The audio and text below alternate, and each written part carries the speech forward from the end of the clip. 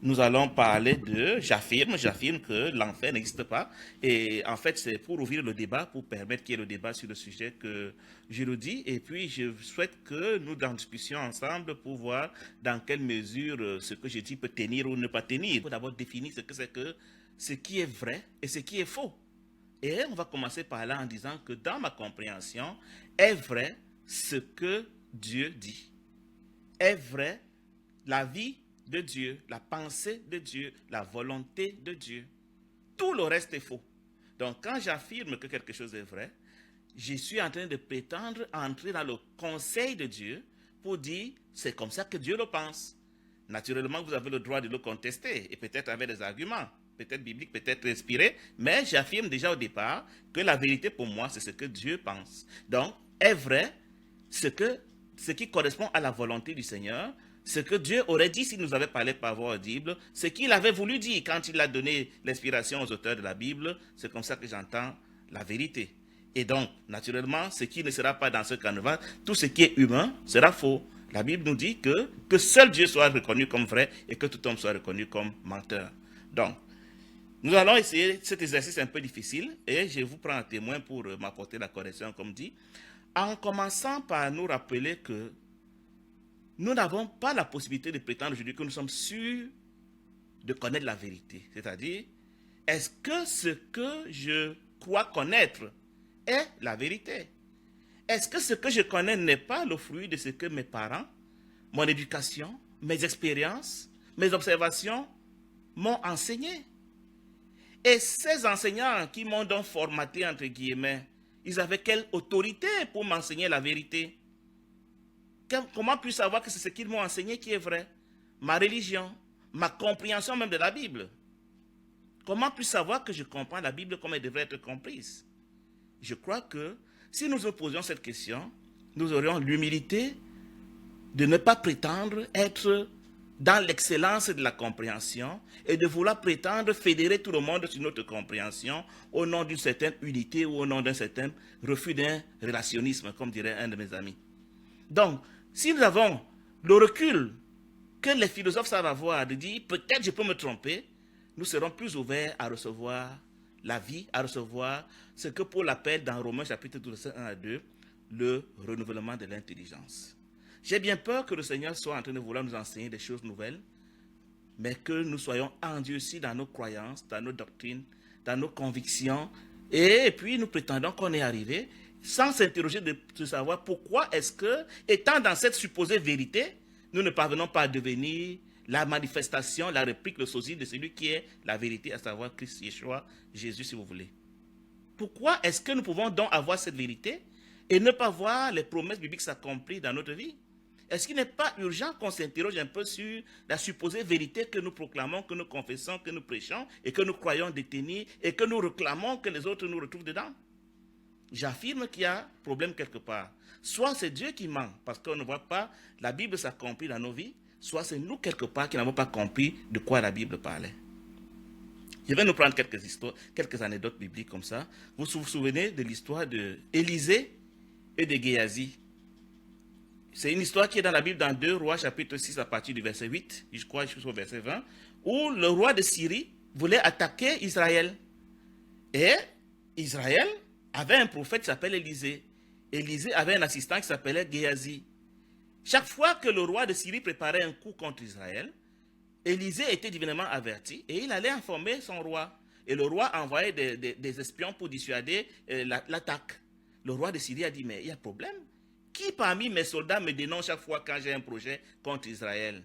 C'est là qu'un des siens lui a dit, non, c'est pas qu'il y a un de nous qui te dénonce. C'est que Israël a un prophète qui connaît tout, à qui son Dieu révèle des choses à l'avance. Donc c'est lui qui sait anticiper nos projets. Cette fois-là, le roi envoie donc des soldats vers Élisée lui-même pour savoir de quoi il s'agit. L'histoire nous dit, dans 2 Rois chapitre 6 à partir du verset 8, que Élisée a demandé, déjà quand Géasi a vu la foule l'armée adverse qui est venue vers eux, Géasi a paniqué. Il dit à son maître, mais maître, on est fini là, on est entouré, on va être exterminé. C'est là que Élisée, comprenant que Géasi ne voyait pas ce que lui, il voyait, il a dit au Seigneur, Seigneur, montre-lui ce que moi je vois. Et le Seigneur a ouvert les yeux de Géasi, et Géasi a pu voir ce que Élisée voyait, une armée d'anges encore plus grande que ce que le roi de Syrie avait envoyé. Géasi a vu ça. Il a été rassuré. Comme pour dire qu'Élisée et Géasi étaient au même endroit, mais ce que Élisée voyait, Géasi ne le voyait pas. On peut donc dire que ce que Élisée comprenait, Géasi ne le comprenait pas. Et ce que Élisée entendait, Géasi ne l'entendait pas. Pourtant, les deux hommes ont tous les mêmes organes de sens. Quelque part, Élisée avait un capteur supplémentaire qui manquait à Géasi. Et à la prière d'Élisée, le Seigneur a permis que Géasi puisse avoir accès à ce capteur aussi. Donc, si Élisée avait des mots à définir, il les aurait définis différemment de Géasi. Ça, c'est une histoire qui devait nous marquer pour nous dire, nous pouvons être au même endroit, vivre la même scène, observer la même chose, mais ne pas avoir la même compréhension de la chose. Donc, je voulais nous donner ça comme un peu une anecdote biblique que vous pouvez vérifier dans 2 Rois chapitre 6, à partir du verset 8, je crois, jusqu'au verset 20. Parce qu'il y a eu d'autres scènes encore où Élisée a pu fermer les yeux de ces soldats au point de les traîner dans une ville de Samarie sans qu'ils ne sachent où ils allaient. Et c'est arrivé en Samarie qu'il a dit, Seigneur, ouvre-leur les yeux à nouveau. Et leurs yeux se sont à nouveau ouverts. Donc, ce n'est pas parce que mes yeux physiques sont ouverts, ce n'est pas parce que mes oreilles entendent un son, ce n'est pas parce que mes organes de sens perçoivent l'environnement que je peux dire que je le connais, que je le comprends et que je peux en parler avec autorité. Si donc moi j'ai cette connaissance limitée, pourquoi mes parents, mes pasteurs, mes enseignants au séculier, les livres que j'ai lus, les télévisions et autres, ne m'auraient-ils pas enseigné des choses erronées aussi? Est-ce qu'on peut s'interroger un peu sur la chose? Je reviens sur une autre anecdote que j'ai publiée ce soir, c'est l'histoire de 2 bébés qui sont dans le sein de leur maman et qui se mettent à épiloguer sur la vie après l'accouchement. Est-ce qu'il y a une vie après l'accouchement? Il y a un qui dit, oui, il y a une vie après l'accouchement. L'autre dit, tu racontes n'importe quoi. Qui y a été pour voir qu'il y a une vie? Comment est-ce qu'on peut vivre là-bas? Parce que nous, ici, c'est notre monde ici. Après ça, il n'y a plus rien. Donc, c'est un peu comme ça que nous sommes souvent enfermés dans nos croyances à dire, en dehors de ma croyance, il n'y a plus rien. Si bien que quand le Seigneur se place à nos portes pour pouvoir nous renouveler l'intelligence, pour nous donner de la nourriture fraîche, un nouveau message, mais je crois que quand nous allons arriver au paradis pour ceux qui y seront, et que nous allons connaître la vérité, mais on sera scandalisé de ce qu'on comprenait de la Bible. Certains vont dire, mais Seigneur, ce n'est pas ce que mon pasteur m'avait dit, ce n'est pas ce que je comprenais de la Bible. Pourtant, la Bible est la parole de Dieu. Ce sera terrible. Il y en a qui vont protester, vont dire, non, ce n'est pas ce qui est écrit.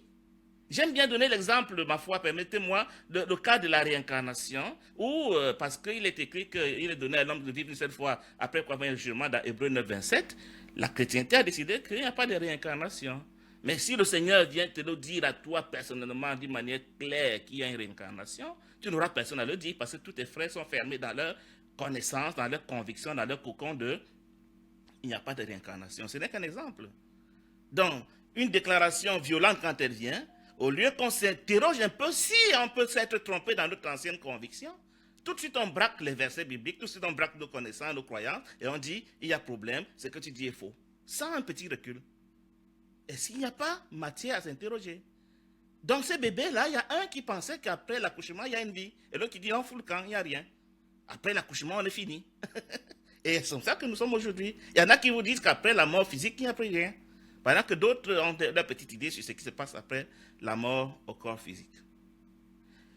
Il y a aujourd'hui un phénomène qui est assez courant dans l'univers. C'est un phénomène que vivent certains chrétiens en secret, mais ils ne peuvent pas l'avouer à leurs frères parce que c'est tabou dans la chrétienté. Certains ont eu le courage de commencer à m'en parler. C'est ce qu'on appelle les sorties du corps involontaires. Les non-chrétiens pratiquent la chose au point d'avoir des informations, une certaine longueur d'avance sur les chrétiens. Les chrétiens qui vivent ça sont tout paniqués dans le secret. Certains commencent à avoir le courage de l'avouer parce qu'on va leur dire, écoute, c'est de la sorcellerie, la magie, c'est pas autorisé. Alors, même comme ça t'est arrivé involontairement, tu es malade, on doit te délivrer. Et du coup, les personnes qui vivent ça sont enfermées dans leur silence, dans leur secret, dans leur peur, sans personne à qui elles peuvent parler, parce que la croyance chrétienne a décidé que ce qui peut nous arriver, malgré nous, est forcément mauvais.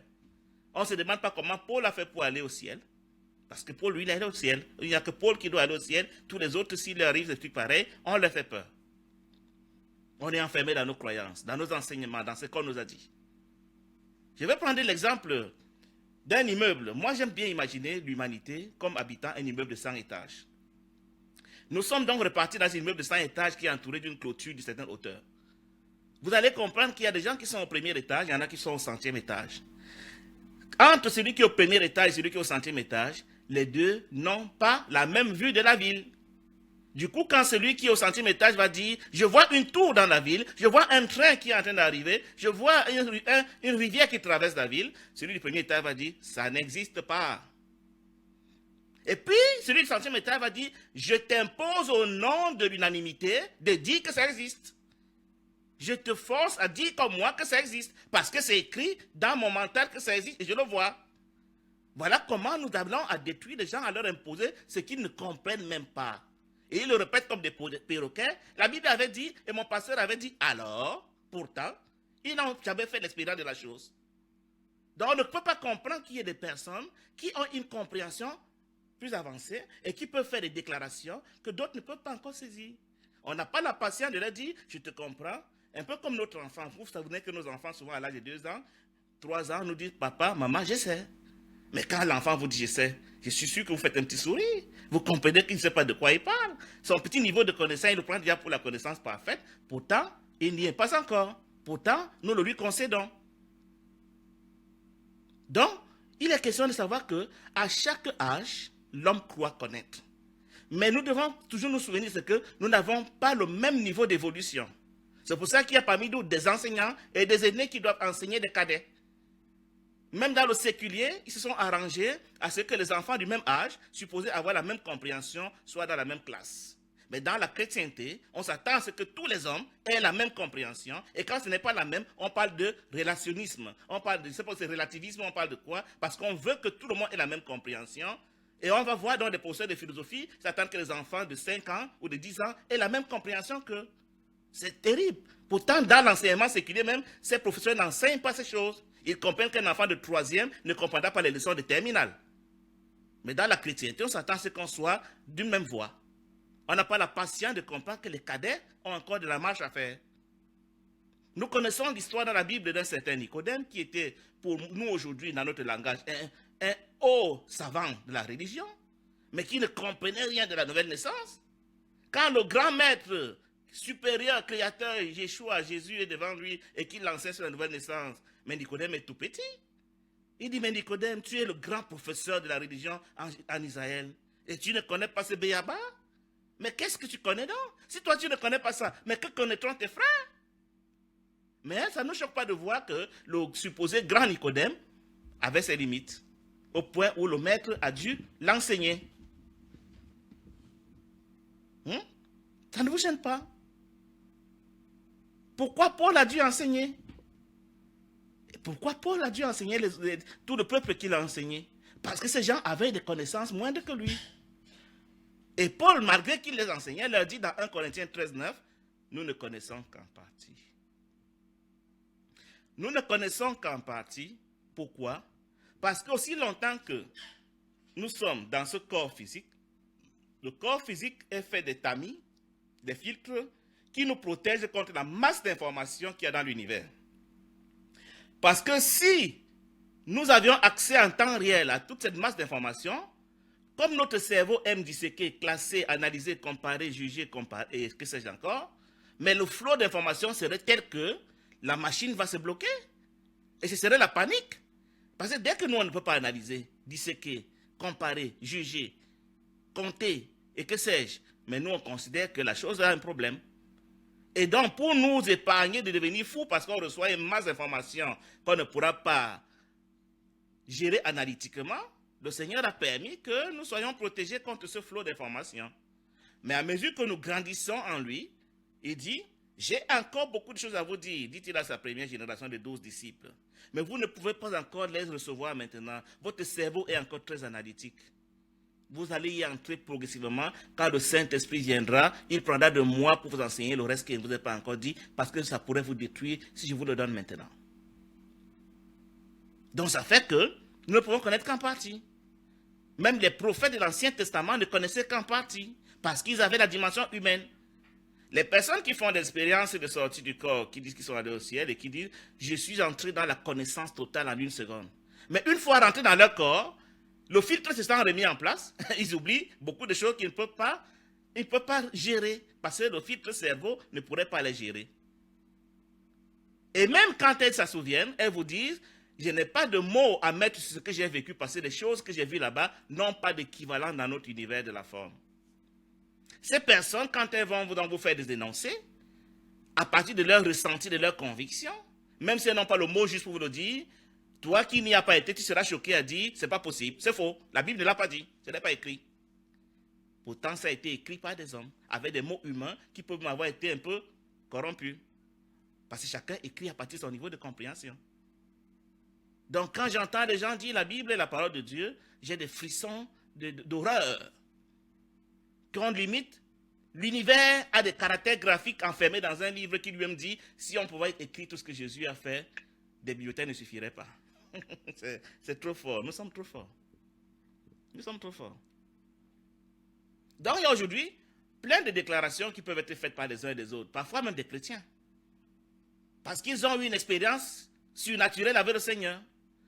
Mais comme elle n'est pas écrite littéralement dans le livre qui est Dieu, enfin la parole de Dieu, c'est la même chose, on les étouffe. Ils ont peur d'en parler. Ils souffrent dans le secret. Ils n'ont même pas l'opportunité de poser la question sur la table comme un débat. Parce qu'on va les étiqueter de perdus, je ne sais pas moi de quoi. Aujourd'hui, je voudrais affirmer, un peu pour provoquer, mais avec des arguments qui vont soutenir après, que l'enfer n'existe pas. Et je vais le soutenir. Mais je me soumettrai volontiers à ta correction, à ta critique. Le défi pour nous, c'est d'entrer dans le renouvellement de l'intelligence. Quand on a quitté un univers, la forme, et qu'on prétend qu'on est né de nouveau, la Bible dit qu'on est devenu une nouvelle créature, les choses anciennes sont passées. Ça veut dire que les définitions anciennes sont passées. Ça veut dire que la compréhension ancienne est passée. Toutes choses sont devenues nouvelles. 2 Corinthiens 5, 17. Comment donc pouvons-nous prétendre qu'on est né de nouveau, mais on est à parler le même langage, la même compréhension, les mêmes analyses, le même comportement, la même nature, et puis on prétend qu'on est né de nouveau? Mais de quoi parle-t-on? De qui se moque-t-on?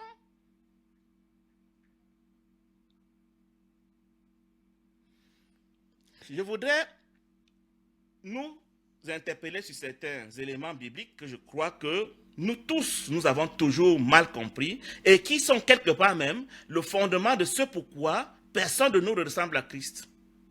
Je vais faire ainsi des déclarations soutenues à mon sens, libre à toi de me corriger après. La première déclaration, c'est qu'il est écrit dans la Bible, faisons l'homme pour qu'il soit à notre image et selon notre ressemblance. Cette déclaration, et Dieu n'est pas capable de mentir, tous les chrétiens la lui contestent. Nous prétendons soit que il a dit ça pour qu'on le soit dans un avenir lointain, ou alors ce n'est pas possible que l'homme le soit parce que nous sommes faits de terre, on a été tirés de la terre, ou alors, je ne sais pas, tous les arguments fallacieux et mensongers que nous mettons autour de cette déclaration pour dire que soit la Bible ment, soit Dieu ment, soit il y a problème quelque part. Il a dit que l'homme est son image selon sa ressemblance. Pourquoi ne le sommes-nous pas? Nous avons vite fait de dire que Dieu a menti. Et finalement, c'est Satan qui a raison de dire Dieu ne peut pas créer l'homme à son image selon sa ressemblance. Vous ne pouvez pas être à sa ressemblance.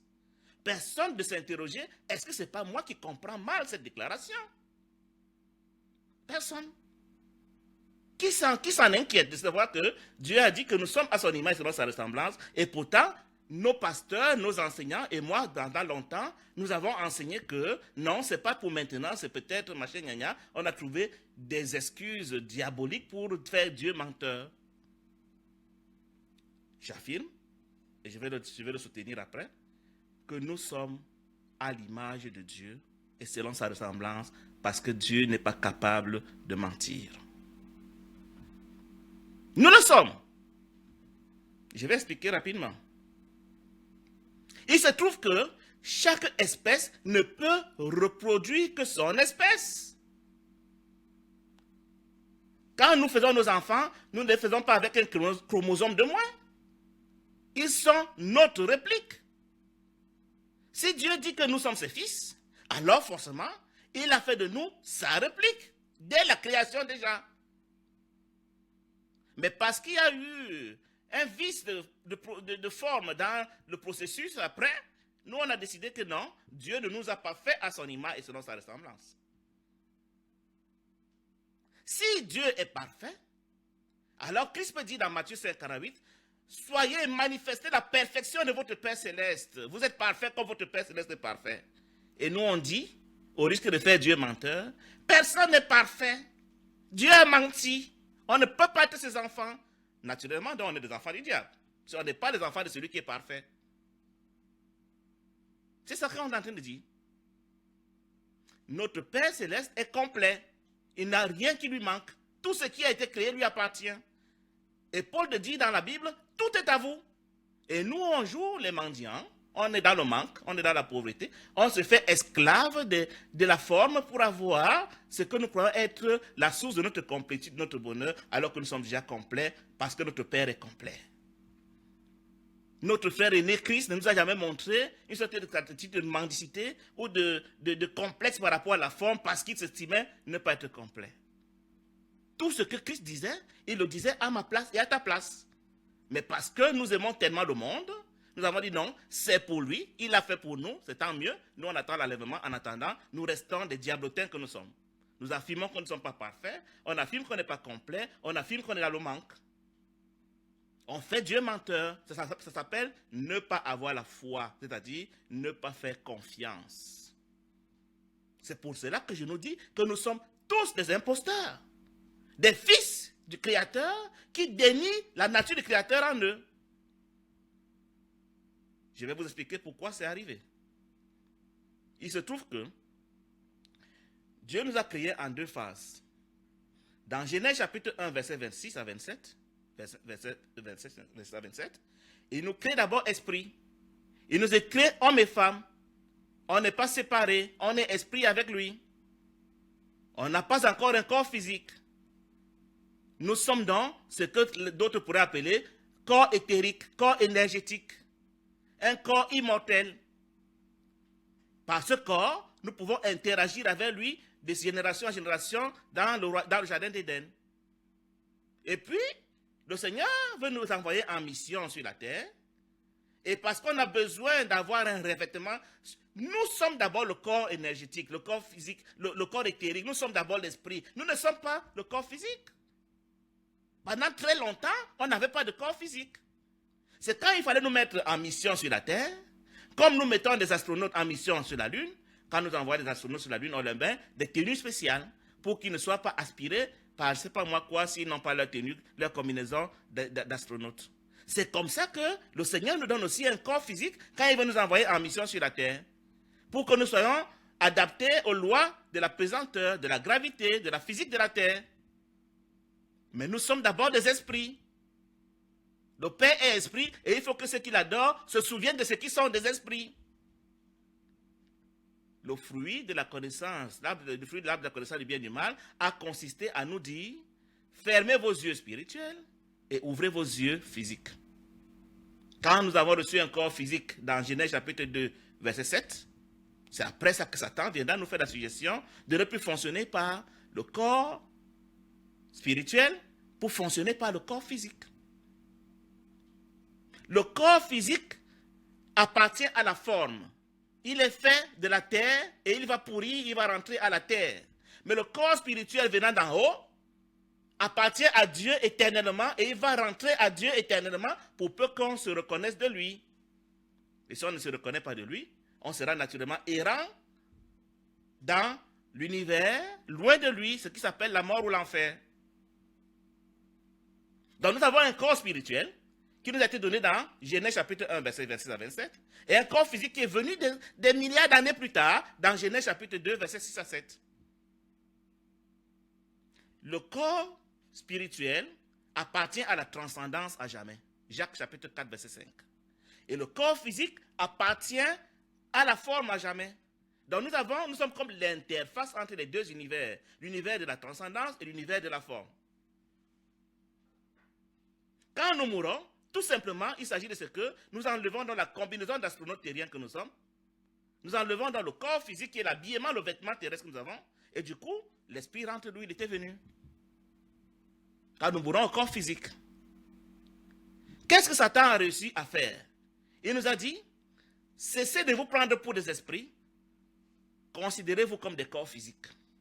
C'est alors que, puisque les deux corps sont comme des antennes paraboliques, le corps spirituel est l'antenne parabolique qui reçoit la lumière spirituelle de Dieu pour l'envoyer dans le monde afin que nous soyons la lumière du monde au ciel de la terre.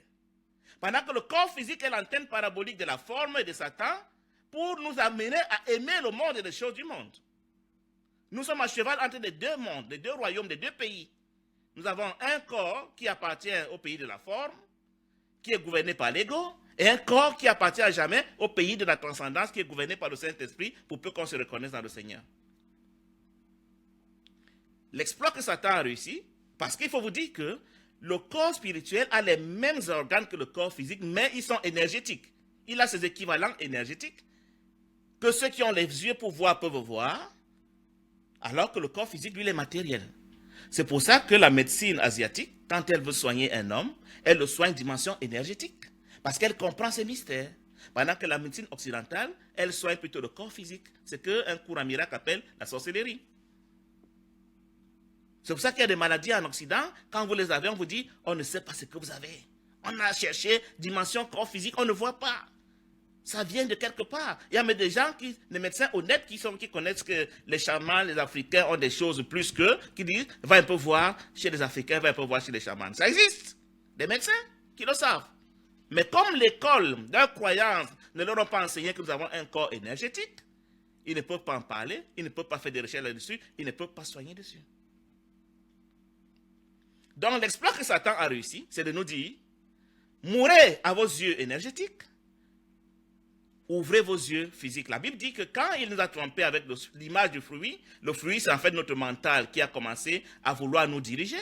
Il nous a dit, si vous fonctionnez par le corps physique, vous serez comme des dieux. Vous serez séparés de ces barbus qui vous empêchent d'être des dieux souverains. Parce qu'en lui, vous êtes des dieux, mais des dieux soumis à lui. Alors qu'avec moi, dans le monde, mais chacun de vous sera un dieu. Genèse chapitre 3, verset 5. Voilà comment nous sommes devenus donc des dieux. Nous avons commencé à fonctionner par le corps physique. Et à la limite, le corps physique qui n'est qu'un revêtement, un manteau qui habite notre corps spirituel, qui a toujours été là, est devenu nous. Nous sommes devenus notre corps physique. Et tout notre activisme, toute notre existence est faite pour nourrir, entretenir, protéger, enseigner et que sais-je encore, adorer même le corps physique. Et le corps physique étant de la forme, ne peut jamais être parfait parce que la forme n'est pas appelée à être parfaite. La perfection est de l'esprit parce que c'est Elohim qui est parfait. Et comme notre esprit est à son image, notre esprit est à jamais parfait. Mais Satan a réussi l'exploit de nous amener à oublier que nous sommes des esprits. Et nous sommes devenus des corps physiques. Et nous avons commencé à marcher par le corps physique. À ne vivre que pour l'entretenir. Au point où nous avons même peur de mourir le corps physique. Alors que mourir le corps physique, c'est la délivrance pour retrouver l'identité de notre corps spirituel, qui est la liberté, l'amour, la paix, la joie et que sais-je. Parce qu'on se prend pour des corps physiques.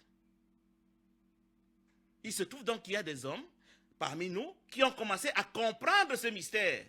Ça s'appelle naître de nouveau. Parce qu'en devenant corps physique, nous sommes morts.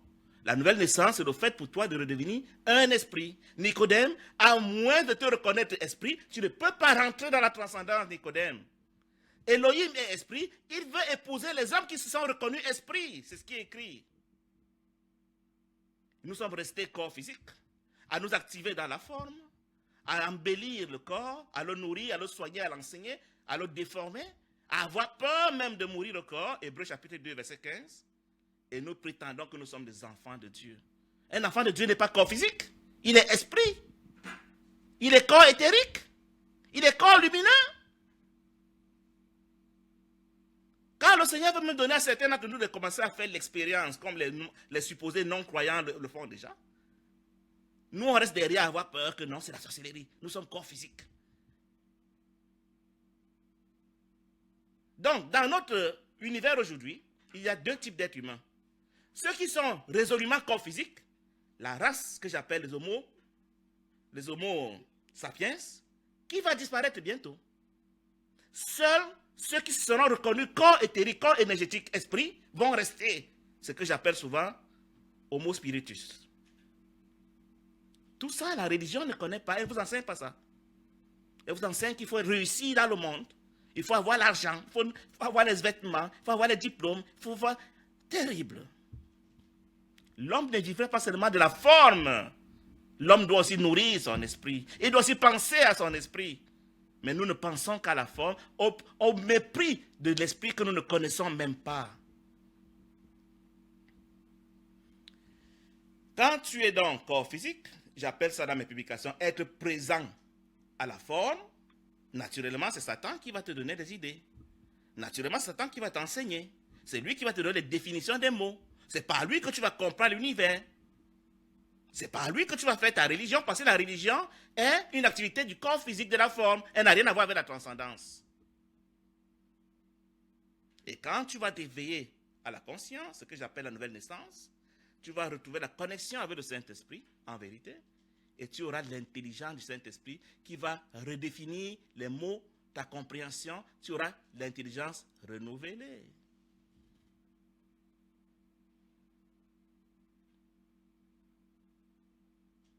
Est-ce que tu es corps physique ou corps spirituel? Spirituel, là est la question. Et selon que tu seras corps physique ou corps spirituel, ta compréhension en sera influencée. Donc, quand un homme fait une déclaration, ne cours pas très vite lui dire, tu es pour le relationnisme, ou je sais pas moi, le relativisme, ou alors tu n'es pas pour ce que tout le monde dit, tu es contre tout le monde, tu ne comprends rien, tu es possédé. Interroge-toi de quel étage il est en train de parler.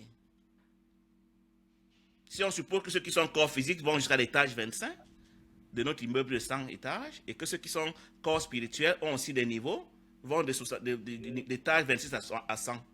De quelle perspective est-il en train de parler? Aie l'humilité de l'interroger sur ce qu'il est en train de dire pour voir, comme Nicodème. Quand Nicodème a vu que lui, le grand docteur, il y a un super grand docteur qui s'est manifesté, il a eu l'humilité, même s'il est parti de lui.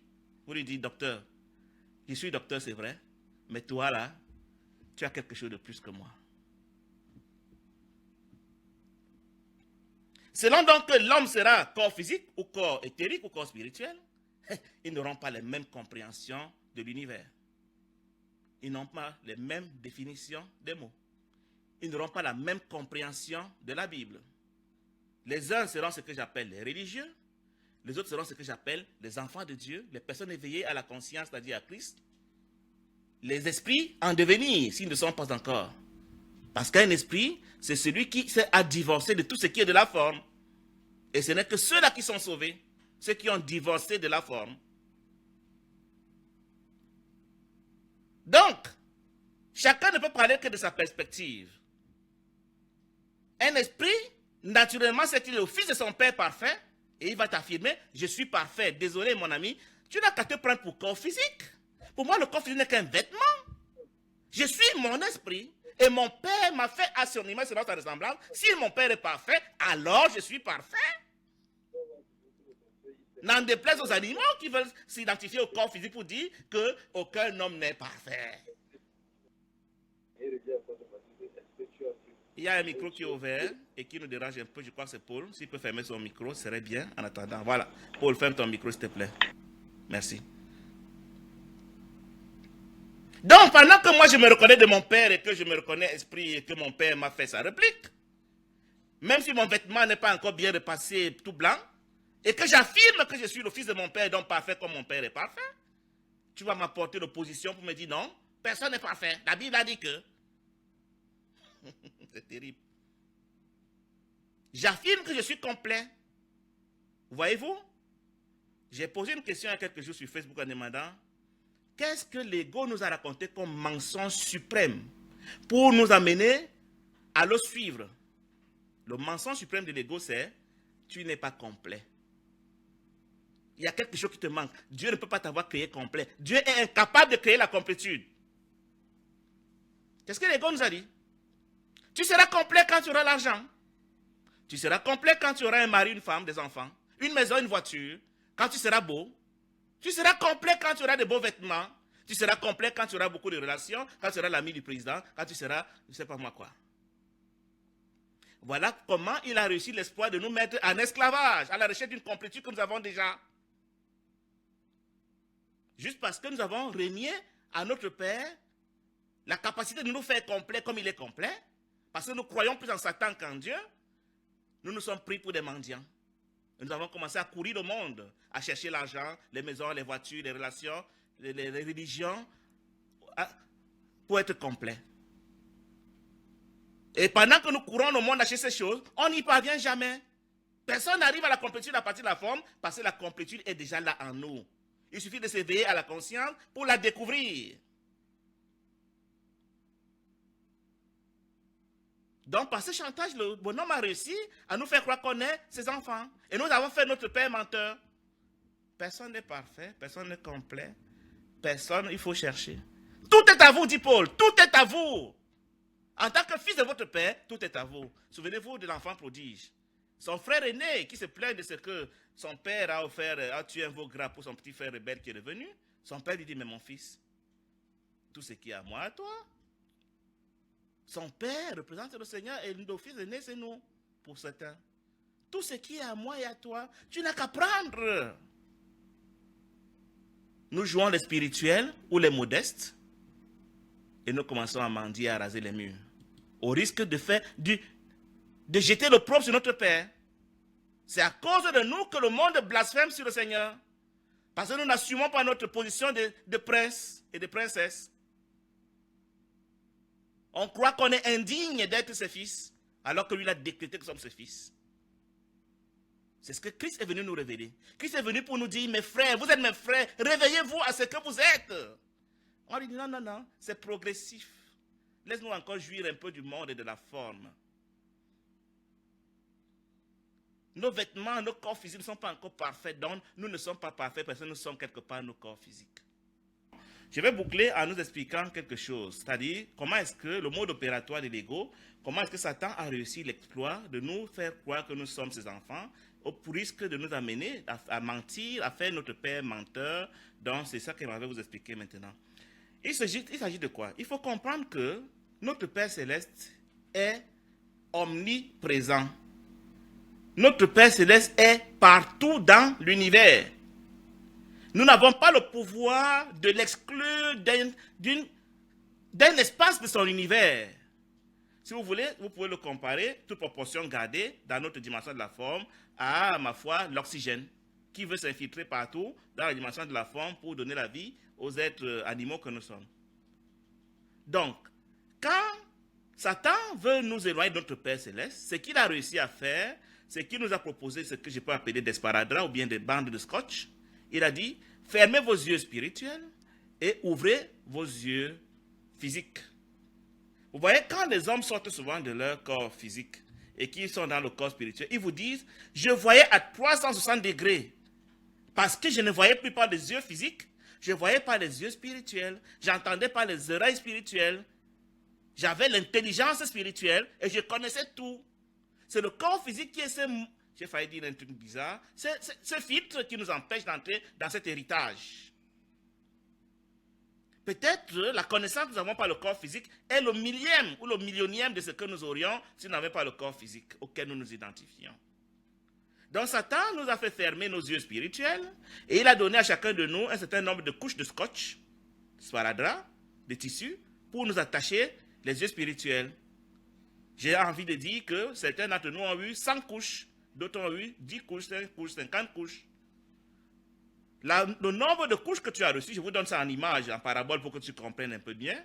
Le nombre de couches de couverture que tu as eu sur les yeux spirituels fait ton niveau d'enténébrement, d'envoûtement, de perdition. Plus tu as des couches, plus tu vois noir. Et en fermant dans nos yeux spirituels, nous avons pensé que nous avons quitté la présence de notre Père simplement du fait qu'on s'est fermé les yeux comme un enfant qui se fermerait les yeux pour jouer à se cacher. Et vous comprenez que quand les yeux sont fermés, ça ne vous empêche pas de vous faire des images dans cette obscurité que vous fabriquez, croyant que vous êtes caché.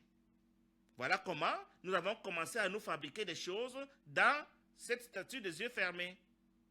Nous avons fabriqué non seulement la forme à laquelle nous nous identifions aujourd'hui, des objets, pour nous adapter dans cet nouvel environnement loin de Dieu, mais nous avons même fabriqué les démons. Nous nous avons conçu des images terribles, parce que nous sommes devenus la peur. Dieu ne peut pas avoir créé la peur.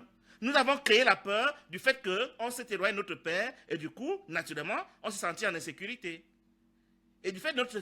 Imaginez-vous dans votre chambre. Vous imaginez une ombre derrière le rideau, mais vous pouvez même la voir, cette ombre. Au village, vous savez, quand il n'y a pas de lumière et que vous marchez dans la forêt la nuit, vous pouvez imaginer des choses dans les arbres et vous allez les voir. Parce que notre mental est capable de créer des choses. Il s'est passé que pour nous, les yeux fermés, nous avons pu créer des choses qui sont devenues la réalité pour nous, ce qu'on appelle aujourd'hui des démons, des fantômes, voire même Satan. Voilà comment nous sommes fabriqués notre petit royaume de monstres. C'est pour ça que quand nous décédons, les gens qui ont fait l'expérience de la mort imminente vous disent qu'ils n'ont pas vu. Il n'y a pas deux qui voient la même chose. Chacun voit ce qui s'est conçu dans son mental comme univers enténébré. Si Satan existait, tout le monde verrait le même Satan. Tout le monde verrait les mêmes démons. Mais si chacun voit le sien, c'est qu'il y a quelque part un problème. C'est les yeux fermés que nous nous sommes conçus, nos petits monstres. Et ils se sont multipliés naturellement parce que comme nous persévérons dans les ténèbres depuis des millénaires, ils sont devenus des réalités qu'on peut voir. Parce que même quand Dieu nous a créés, c'était à partir de apparemment rien pour que nous devenions ce qu'on peut voir aujourd'hui. Nous aussi, en tant que enfants, nous avons le pouvoir de créer des choses qui deviennent réalité. Le téléphone était d'abord dans la pensée de Steve Jobs avant de devenir une réalité. La maison est conçue dans la tête de l'architecte avant de devenir une réalité. Ces entités sont d'abord dans notre esprit avant de devenir des réalités. Pourquoi tu les vois et je ne les vois pas? Pourquoi, quand on les voit, on ne voit pas les mêmes? Pourquoi nous n'avons pas les mêmes effets les uns sur les autres? La vérité est une. Si Satan était vrai, il serait un. Donc, ce que Satan a réussi à faire, l'ego, si vous me permettez, on l'appelle Satan, vous l'appeler ainsi, il a réussi à nous fermer les yeux, et du coup, nous marchons avec les yeux fermés, ce que j'appelle le somnambulisme. Aussi longtemps qu'on s'identifie à la forme, aussi longtemps qu'on cherche sa réussite, son bonheur, sa joie, sa paix, son succès, ses compétitions dans la forme, on est un somnambule. On s'identifie au corps physique qui, lui, ne peut réussir, entre guillemets, que par association à la forme. Mais quand on devient un esprit, la forme n'existe plus. Non pas qu'elle n'est pas là pour les autres, mais pour celui qui est devenu... Imaginez-vous les gens qui sont au ciel, qui n'ont... Peut-être, imaginons qu'il y en a qui n'ont jamais fait un tour dans la 3D. Vous croyez que pour eux, la forme existe? Non. Même dans nos causeries, on s'est souvent dit, il n'y a pas match, il n'y a pas adversaire, je ne vois personne en face de moi, pourtant la personne est là. Comme pour dire, tu es trop petit pour que je te remarque. Vous voulez qu'un esprit comme Dieu ait la conscience de la forme qu'il n'a pas forcément établie comme pour être à sa ressemblance? Elle existe, oui, mais pour les animaux. Donc, si tu es un animal, oui, la forme existe pour toi. Oui, c'est normal. Mais quand on est devenu un esprit, on a pu dire, c'est vrai que c'est là, mais pour moi, Paul dit, je suis mort au monde, le monde est mort pour moi. Ça veut dire quoi? Que le monde a disparu? Non. Mais pour moi, le monde n'existe plus. Donc, si pour toi le monde existe, c'est tant mieux. Ce n'est pas une faute. C'est ton niveau de conscience. Mais permet à Paul, et à Guy et à Pierre de dire, la forme n'existe pas. Parce que pour moi, la forme est morte. Je suis mort à la forme et la forme est morte pour moi. Mais je ne peux pas interdire au bébé, à l'animal, de s'identifier à la forme et de dire la forme existe parce qu'il peut la toucher, parce que les organes de sens sont ses capteurs pour avoir la connaissance. L'esprit ne connaît pas par les organes de sens. L'esprit ne connaît pas l'intuition et la révélation. Mais l'animal, le bébé spirituel, il ne connaît pas les organes de sens parce que je peux toucher, parce que je peux voir avec mes yeux naturels, parce que je peux sentir, alors la chose existe. Il est question pour nous de passer de l'état d'homme animaux à celui d'homme spirituel, de nous réveiller au sommeil de la forme pour devenir des esprits. Si nous ne faisons pas ce pas, si nous ne changeons pas notre regard sur l'univers et sur nous-mêmes, et seul le Saint-Esprit peut nous donner cette grâce, nous allons continuer à réciter les versets bibliques, à jouer les enfants de Dieu, en attendant la surprise de nous retrouver là où nous allons nous retrouver. Là où, Parce que la forme ne peut pas aller dans la transcendance dans le Seigneur. Et comme je me suis marié à la forme et qu'elle va me suivre, entre guillemets, là où j'irai, naturellement, je serai perdu loin du Seigneur. C'est ce qui s'appelle l'enfer. Voyez-vous, quand on dit que quelqu'un est devenu un zombie, c'est quelqu'un qui s'identifiait tellement à son corps que même quand son corps est dans le tombeau, il a suivi son corps dans le tombeau parce qu'il ne voulait pas quitter son corps. Ça devient un zombie. Et celui qui s'identifiait tellement à sa maison, même quand il est mort, il continue à rôder dans sa maison, il devient un fantôme. Parce qu'il était marié à sa maison. Et celui qui était marié à son corps physique devient un zombie. Et il y a plusieurs statuts comme ça selon ton mariage avec la forme qui sera le tien quand tu seras dans la transcendance. Quand tu vas quitter le vêtement physique officiellement. Donc, l'urgence pour nous est à mourir à la forme maintenant, qu'elle n'existe plus pour toi, qu'elle ne soit plus le critère de ton succès, de ton bonheur, de ta réussite, de ta paix, de ta joie. Mourir à la forme, tel que tu puisses dire, de conviction, pas parce qu'on te l'a raconté, pour moi la forme n'existe plus. C'est l'éveil à la conscience. C'est ça qu'on appelle l'éveil à la conscience. C'est l'éveil qui est attendu dans l'univers. Ceux qui ne sont pas chrétiens sont déjà entrés dans cette dimension. Mais les chrétiens sont encore dans les blablas des versets bibliques. Et ils jouent les connaisseurs. Quand on a dans cette dimension de compréhension, on souffre à voir certains discours, certains activismes qui nous entourent dans le monde. Je n'ai pas envie de citer les questions que j'ai énumérées. Si vous voulez les poser, on va revenir dessus. Je vais vous donner la parole maintenant pour que vous me disiez en quoi ce que je dis ne tient pas. Si vous voulez vos versets bibliques, on peut en trouver. Pour justifier, parce que l'homme animal croit à la lettre, croit au papier, croit au livre, qui a été écrit par la main d'un homme qui est faillible. Il appelle ça la parole de Dieu. C'est dans quel verset? Je me soumets à vos questions. Pélagie, Paul, vous avez la parole. Ok, tout à l'heure, vous avez dit, dans l'exposé, vous avez parlé de ce que la forme n'existe pas. Et pourtant, nous savons que c'est Dieu qui a créé la forme, c'est-à-dire c'est Dieu qui est le créateur de toutes choses. Et si Dieu est le créateur de toutes choses et pour Dieu, la forme n'existe pas, comment cela peut-il être explicable? Comment on peut expliquer que Dieu qui a tout créé lui-même, qui a créé la forme, pour lui-même la forme n'existe pas? Merci Paul. Je t'ai dit que la forme, elle est là pour celui qui veut qu'elle soit là. Je t'ai donné l'image de celui qui peut dire, je ne vois pas d'adversaire. Quand David voit Goliath, il dit, mais quel est cet incirconcis qui vient défier le serviteur de l'Éternel? Tu n'existes pas. Donc ce n'est pas parce que quelque chose est perceptible par les hommes animaux que ça a une valeur à être reconnue par un homme spirituel. Ça n'a aucune importance, si tu veux. C'est un peu quand on dit ça n'existe pas, ça veut dire que pour moi, ça n'a aucune importance. Quand Paul dit je suis mort au monde, Paul n'est pas en train de dire que le monde a disparu. Il est en train de dire que le monde n'est plus ce qui fait mon bonheur, ma paix, ma joie, mon succès. Ce n'est plus dans le monde que je cherche ma réalisation.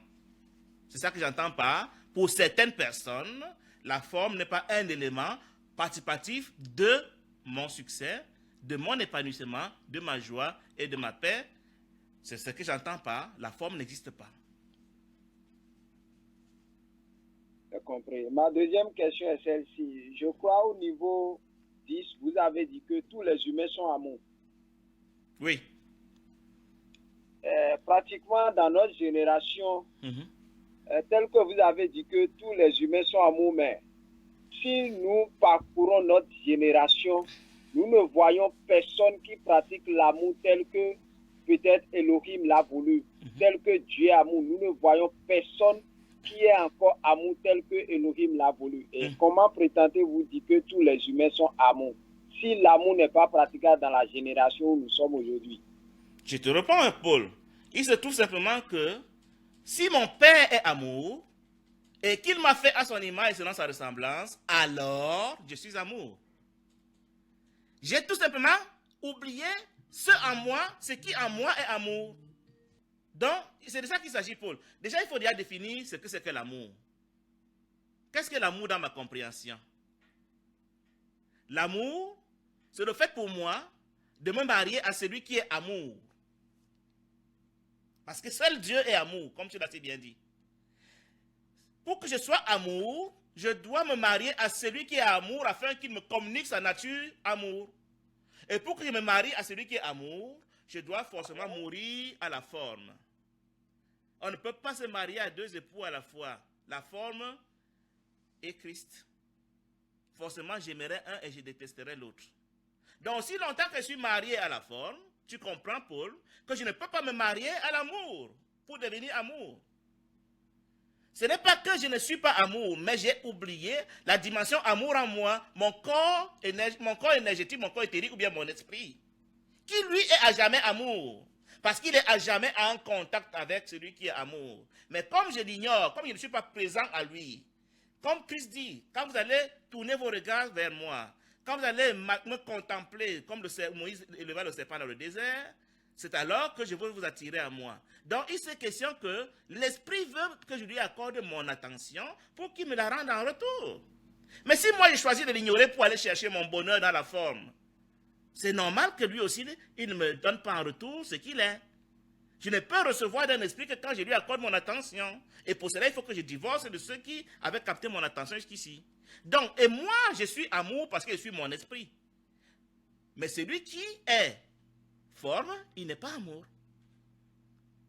Donc, si je ne manifeste pas l'amour, c'est parce que je suis distrait à aller m'occuper de la forme. Donc, Paul, il s'agit de ça. Pour devenir amour, je dois me marier à celui qui est amour. Et pour que je me marie à lui, je dois vraiment avoir renoncé à mon père, à ma mère, à ma femme, à mon mari, à mes enfants, à mon travail, à mon argent, à tout ce que j'ai dans le monde, y compris mon corps physique. Luc 14, verset 26 à 28. Sans ce divorce, personne de nous ne peut se marier à Elohim. C'est pour ça que nous ne sommes pas apparemment amour, parce que nous avons choisi de nous marier à la forme. Mais le potentiel d'amour est là. Il ne demande qu'à être éveillé. Elohim, lui, il nous connaît dimension esprit, il ne nous connaît pas dimension forme. Et du coup, lui, il nous voit amour, mais dans la rébellion. Pendant que nous, on dit, personne n'est amour, Elohim est menteur, personne n'est parfait. C'est de ça qu'il s'agit, Paul. Okay, merci beaucoup. Je vais laisser la parole à Pélagie avant de passer. Ou à Justin qui nous a rejoint aussi. S'il veut aussi poser une question, Justin, tu es libre de poser la question. Bonjour Marie-Laure. Salut. Tu as le micro. Tu as le micro, on t'écoute. Ouais, je voulais voir comment t'allais. Ça va? Ça va comme le Seigneur a permis. Hein? Tu m'as l'air fâché. Pardon? Non, non, non, pas du tout, pas du tout. Marie-Laure, un esprit ne se fâche pas. Je te vois pas. T'es où? Non, il n'y a pas de caméra pour toi parce que mes amis qui sont sur Skype ont pris la caméra. Ah voilà, parce que j'ai appelé sur Skype, mais ça n'a pas, Oui, ça a pas marché. Ça, je ne t'ai pas vu sur Skype, mais je préfère qu'on soit sur téléphone là. Messenger. Voilà, sur Messenger. Ok. Mais là, tu peux me voir sur Messenger, mais ce n'est que toi qui me vois. Les autres ne me voient pas. Et puis, je te donne la parole. Ouais. Vas-y, tu voulais contribuer au débat. Ouais, ben tu vois, j'ai un petit peu loupé vu que j'étais sur Skype. Mais ce que je voulais dire, c'est que quand tu as dit Homo Spiritus, eh ben oui, nous sommes Homo Spiritus. Et si on prend les choses de façon plus simple, hein, on a tous fait des rêves, on a tous vu des choses dans nos rêves qui se sont réalisées, sans parler, tu sais, de voyage dans le corps, dans l'espace temporel, tu vois. Mais tous, on a eu cette expérience de voir, je sais pas, dans nos rêves, je sais pas, j'invente un truc, quoi. Rencontrer un copain, 15 jours après, on tombe dessus, tu vois.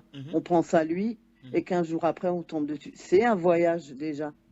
Tu vois, c'est déjà une sortie de corps, puisque tu as déjà t'as vu cette scène, et puis eh ben, elle arrive, quoi. Je veux dire, après, une vraie décorporation, un vrai homo spiritus, c'est encore un mot que je vais retenir entre l'être savant et spiritus. Je vais retenir.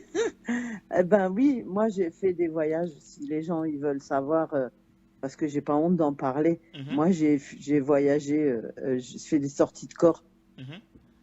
Et donc je sais que ça existe, quoi.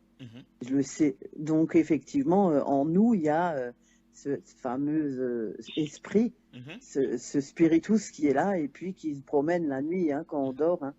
Il faut savoir qu'on va se balader. Hein. Non, il faut savoir, Marie-Laure, il y en a même qui te disent que tout rêveur est en train de faire ces balades-là sans le savoir. Seulement quand on se réveille au Mais, matin, on les oublie. mais bien sûr, on le fait tous. Mhm. Et ceux qui On les le font fait de manière tous. consciente, on les appelle souvent un peu par but de langage des sorciers. Parce qu'eux, ils s'en souviennent et ils peuvent même être conscients pendant ces voyages-là, pendant que d'autres oublient. Comme moi j'oublie toujours, hein, je n'ai aucune mémoire de ça. Mais ceux qui ont le malheur, le bonheur de s'en souvenir, ils sont obligés de se taire parce que ce n'est pas dans la Bible, donc c'est dangereux. Mais Et moi, j'en ai fait souffrent. plein. Mhm, Moi, j'en fais plein et je demande rien. mhm, Ça m'arrive, ça vient. mhm, Et souvent, quand je suis très fatiguée, tu vois. mhm. Et j'ai fait quoi? Que je vais t'en raconter une. Une qui m'a vraiment Il marquée, faudra être c'est bref que parce je que suis comme la nuit partie. est avancée, Marie-Laure, donc si on veut que d'autres personnes aussi interviennent, vas-y, sois bref tout Ouais. simplement. Ouais. Une qui m'a marquée, je suis partie, j'ai vu l'arbre de la connaissance et l'arbre de vie. Mhm. Voilà. J'étais à tour dans un des deux arbres, en fait.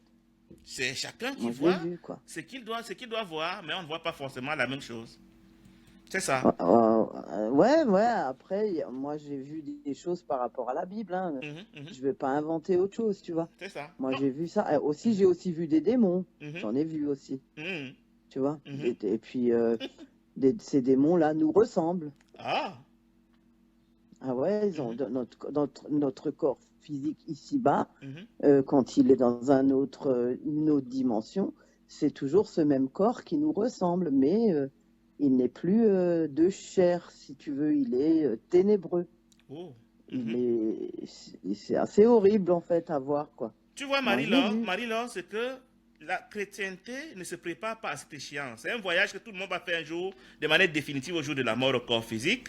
Mais les hommes chrétiens ne sont pas préparés à ça. Ils ne se cultivent pas, ou si c'est en secret, en cachette. Et ceux qui ont la petite expérience ne la partagent pas. Comme ça, le jour de leur mort, les chrétiens sont souvent pris au dépourvu. Ils disent, mais qu'est-ce que je vois là? Ça ne m'a pas été annoncé à l'avance. Pourtant, Mais non, faut être. le monde séculier aujourd'hui est assez informé sur des choses qu'il voit, il se partage l'information, mais chez les chrétiens, c'est tabou, parce que ce n'est pas dans Mais la non, Bible. faut être. Ben non, il n'y a pas de tabou. Attends, c'est pas dans la Bible. Il y a il y a des versets quand même qui sont parlants quand on nous dit que Christ est ressuscité et des corps sortent des tombeaux. C'est écrit. Mais qui lit ça? Ben oui, c'est écrit. Mais qui lit ça? Ben c'est écrit. Mais c'est écrit dans Oui, Jean, oui, c'est écrit. J'ai je déjà lu sais plus ça. combien. Mhm. Ben ouais, on l'avait vu. Et il y avait même encore un autre passage. C'est ça. Il y a un autre passage aussi qui dit ça. Ben je sais pas quoi. Les gens, t'es mort, t'es dans un tombeau. C'est ton esprit qui sort. Je sais pas, c'est évident quoi. On a choisi de se coincer à la lettre. Marie-Laure, merci. On va laisser les autres peut-être intervenir. Merci d'avoir appelé. Voilà. Et à bientôt. Hein. À bientôt. Merci beaucoup. Salut. Bye. De- Donc, c'est Marie-Laure, elle est à Strasbourg, qui a apporté sa contribution. Tu as la parole, Pélagie, tu voulais intervenir.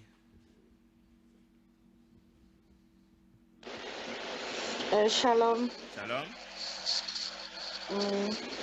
Je viens, après l'exposé, je viens de me rendre compte que toutes ces affirmations sont vraies. On peut dire vrai pour un adhérent. Pour un non-adhérent, ça sera faux. C'est en fonction de l'esprit qui habite la personne qui le lit, qui répond à ces questions. Mais ça m'a permis de mieux comprendre sur la forme. Pour un adhérent, la forme n'existe pas, puisqu'il n'est plus, il tient plus compte de la forme, il tient compte de l'esprit. Il devient un être esprit. Je comprends plus mieux maintenant. Pour le moment, les questions, j'ai pas trop. Merci, Pélagie. Merci beaucoup. Merci. Tu fermes ton micro, Pélagie. Est-ce que Justin a une question? Sinon, Paul, lui, il en a toujours. Et puis, on va prendre... Les auditeurs peuvent appeler par Messenger comme Marie-Laure vient de le faire et puis donner leur contribution. C'est des sujets sensibles, c'est des sujets qui provoquent un peu la réflexion. Et je serais très content d'en apprendre aussi de vous, d'avoir la correction de votre part, surtout ceux qui sont très accrochés aux versets bibliques. Peut-être ils vont me démontrer par les versets bibliques que ce que je dis n'est pas correct. Paul, Justin, vous avez des questions? Oui, Shalom. Oui, Justin. Shalom. Shalom, Justin. Oui, en fait, je n'ai pas suivi dès le début. Donc, je n'ai pas de questions. Je veux que me faciliter le résumé de Ce serait un gros ce que vous avez luxe de te faire un résumé ici parce qu'il y aura une vidéo qui sera produite et que tu pourras écouter après. On ne peut pas recommencer un débat, un exposé d'une heure maintenant, là maintenant. Tu vas le voir par ton frère Paul et puis tu pourras l'écouter aussi sur YouTube. Paul, tu as une autre question? Ma question est celle-ci. C'est concernant l'ego. Oui. Parce que en réalité, si nous avons quitté la présence du Père, Ce qui n'est pas c'est vrai. parce que C'est oui, pas ce que j'ai dit. c'est parce que oui, Mhm. c'est parce que en réalité, si je suppose, c'est parce que l'ego nous a menti de ce Mhm. que nous ne sommes pas esprit, il faut que nous nous prenions comme corps physique. C'est ça. Et la proposition que l'ego nous a fait, nous avons trouvé bon et que nous avons commencé par nous identifier à la forme. Mhm. Et pour passer à l'éveil de conscience, il faut être conscient que nous sommes esclaves de l'ego, c'est-à-dire nous ne sommes plus conduits par la conscience, mais nous sommes conduits en réalité par ce souffle qui est appelé l'ego. Mhm. Et si je me rends compte que l'ego n'existe pas, Mhm. comment cela va participer à mon éveil de conscience si je me dis que l'ego n'existe pas? En réalité, j'ai été esclave de l'ego. Mhm. Et si en réalité, on me dit que l'ego n'existe pas, et moi-même, je suis toujours esclave de l'ego et je me dis que l'ego n'existe pas, comment je vais passer à l'éveil de conscience? C'est ça. Ce n'est pas une déclaration qu'un bébé spirituel peut faire. Ce n'est pas une déclaration qu'on fait au premier jour de son éveil. C'est-à-dire qu'on meurt progressivement à la chose au point où elle n'a plus d'importance pour moi, elle n'a plus d'influence pour moi. Je sais la maîtriser, je sais la gérer. C'est ça qu'on appelle l'ego. Pour moi, n'est pas un adversaire de taille. Quand on dit ça n'existe pas, ça ne veut pas dire que personne ne peut le voir ni subir ses influences. Je l'ai toujours dit, quand un homme dit ça n'existe pas, ça veut dire, pour moi, ce n'est plus un adversaire. C'est quelque chose avec lequel je sais dealer. C'est quelque chose dont je peux me passer. C'est ça que j'entends parce que ça n'existe pas. Mais tant que je suis encore un bébé, tant que je suis encore en train d'en sortir, il est une réalité qui, parce qu'il me fait tomber chaque jour, parce qu'il me fait détester, haïr, convoiter la matière, forcément il est là. Mais il arrive un moment où je vais dire, je n'ai plus d'attraction aucune, la matière ne m'attire plus aucunement, les formes pensées ne m'assaillent plus d'une manière incontrôlée, alors pour moi l'ego n'existe plus. C'est de ça qu'il s'agit. C'est-à-dire que nous devons arriver à un niveau de maturité tel que la lumière que nous émettons soit tellement brillante que forcément les ténèbres ne peuvent plus être visibles. Parce que l'ego, en fait, c'est l'image des ténèbres, pendant que la lumière, c'est l'image du Saint-Esprit. Donc, si le Saint-Esprit brille quelque part, comme peut-être toute proportion gardée, comme le soleil brillerait quelque part sur des planètes qui sont proches de lui, mais demandez-moi où vont venir les ténèbres. Il y a des pays dans cette terre où il fait jour 6 mois l'année et nuit 6 mois l'année, parce que le soleil est toujours là, du coup les ténèbres ne voient pas moyen d'entrer. Donc c'est juste une question de quelle est la mesure de la manifestation de la lumière en moi pour que les ténèbres n'aient plus aucune porte d'entrée en moi. Et quand je suis entré à cette dimension, je peux affirmer que pour moi, les ténèbres n'existent plus. Ce n'est pas des slogans qu'on va bombarder comme ça alors qu'on n'y est pas. Ce n'est pas des versets bibliques qu'on va répéter comme des perroquets. Et la Bible a dit que Paul a dit que, alors, non. Si ce n'est pas vu dans ma vie, je ne peux pas encore mentir que ça n'existe pas, puisque ça a encore une interaction avec moi au quotidien, puisque les gens peuvent encore voir comment ça me traîne dans les calomnies, rancunes, convoitises, murmures, et lamentations, et c'est pas moi, la chasse à l'argent, la chasse à tout ce que nous faisons au quotidien, qui sont le fruit de l'ego. Donc ce n'est pas parce qu'on a fini une telle rencontre que tu vas commencer à déclarer l'ego n'existe pas, la forme n'existe pas, mais tu vas te faire ridicule, puisqu'il va bien te gifler aller-retour. Il va dire, mais de quoi tu parles? On est quand même ensemble, mon ami. Tu ne peux pas le narguer si tu es encore avec lui. Mais quand tu ne seras plus avec lui, ce ne sera pas un slogan pour de vantardises. Ce sera tellement une réalité vécue, manifestée et visible par les témoignages que tu vas manifester que c'est d'autres qui vont faire rapidement dire, pour cet homme, l'ego n'existe pas. Il y en a quelques hommes comme ça dans ce monde, mais ils ne sont pas enfants de Dieu sur le fondement de la Bible a dit que nous sommes tous, non. Ils sont enfants de Dieu sur le fondement de l'ego est mort pour eux et ils sont morts à l'ego. L'ego n'existe plus pour eux. La dernière question, je crois bien, est celle-ci. Au point 9, vous avez dit les humains ont tout. Mhm.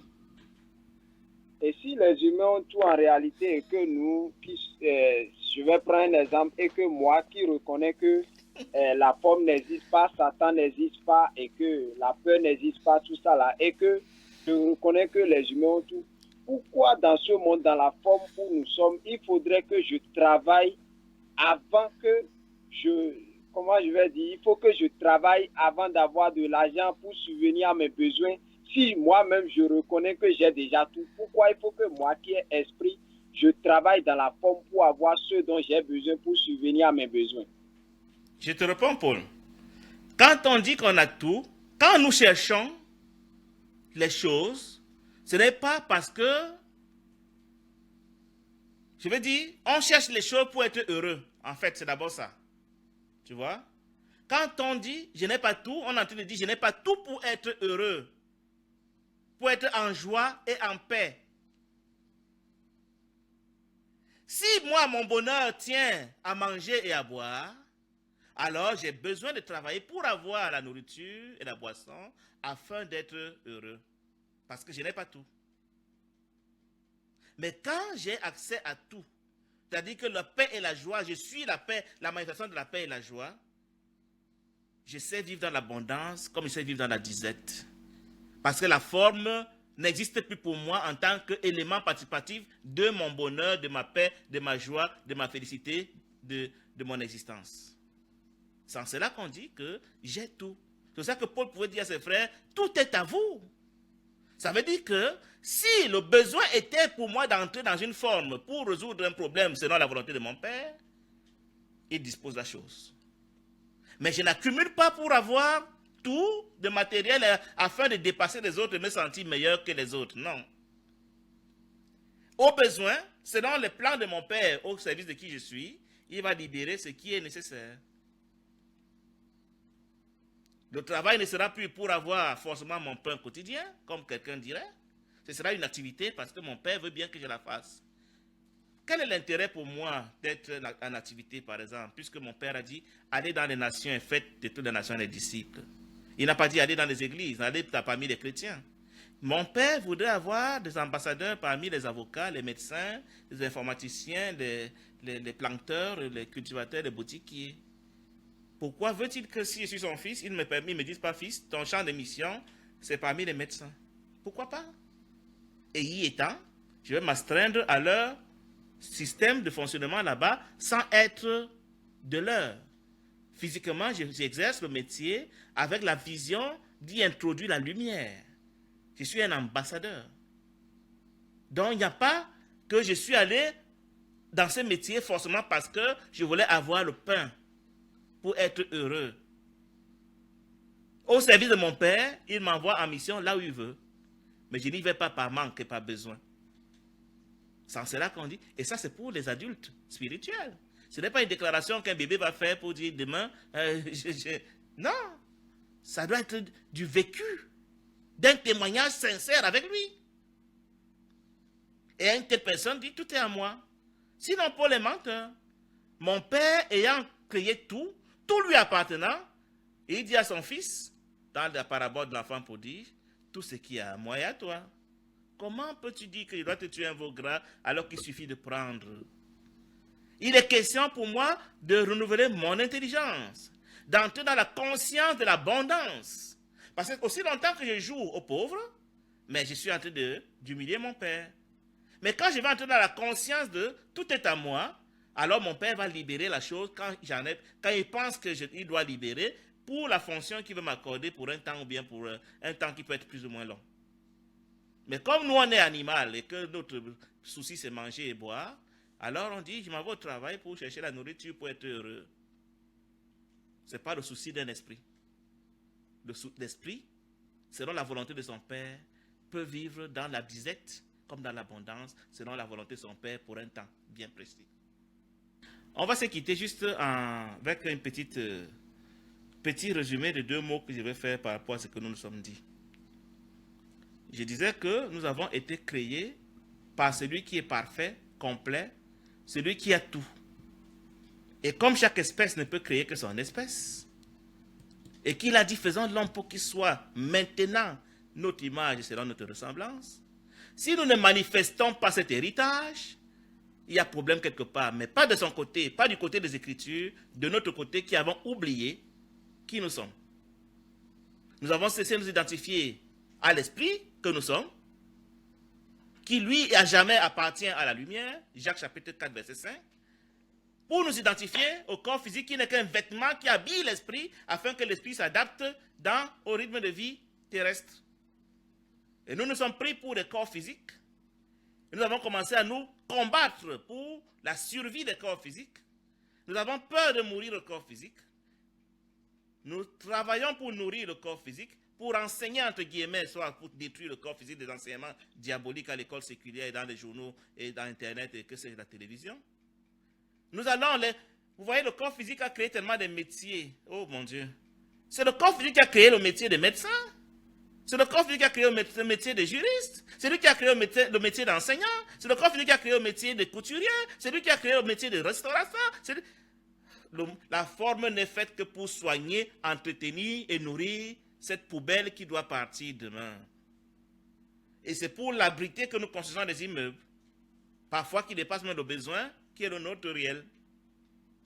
C'est en cela que nous sommes des imposteurs. Le Fils de l'homme n'avait même pas opposé sa tête. Il mettait une robe comme tous ses frères. Il marchait en babouche. Mais nous, notre corps physique étant nous, on est ce que nous sommes.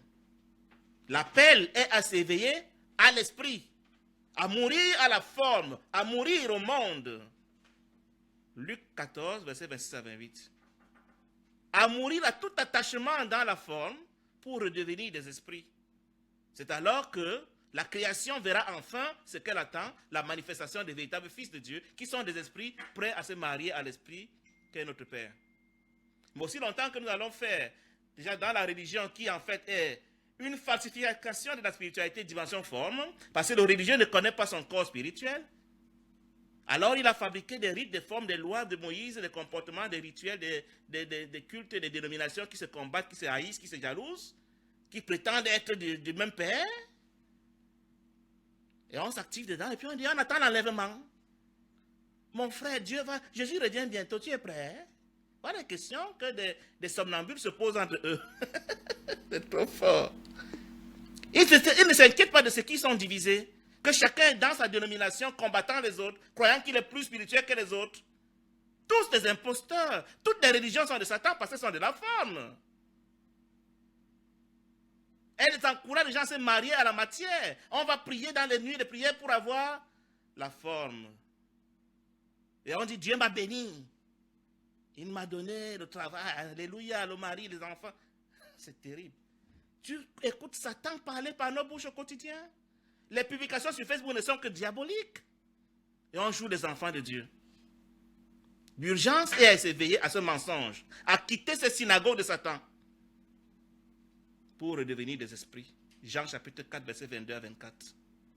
C'est alors que le Père, réconcilié avec nous, va trouver en nous des fils dignes de le représenter dans la forme et qu'il va manifester les David de Salomon, des Moïse et autres parmi nous. Selon donc que je suis forme ou que je suis esprit, j'aurai mes définitions. Et je vois des gens qui viennent me corriger quand ils font des définitions sur Facebook. Et tu devrais dire que. Entre-temps, je ne leur réponds plus. Mais ayez la patience de comprendre qu'on n'a pas le même niveau de compréhension. On ne peut pas parler le même langage, on ne peut pas tenir les mêmes débats. Chacun ne peut parler de sa position. Donc n'attendez pas qu'on soit un dans l'imposture. Que le Seigneur permette que ceux qui ont été appelés comprennent ce message et meurent au monde, à la forme, pour devenir des esprits qui sont attendus. Je vous souhaite une bonne soirée. Au plaisir. Shalom. Shalom.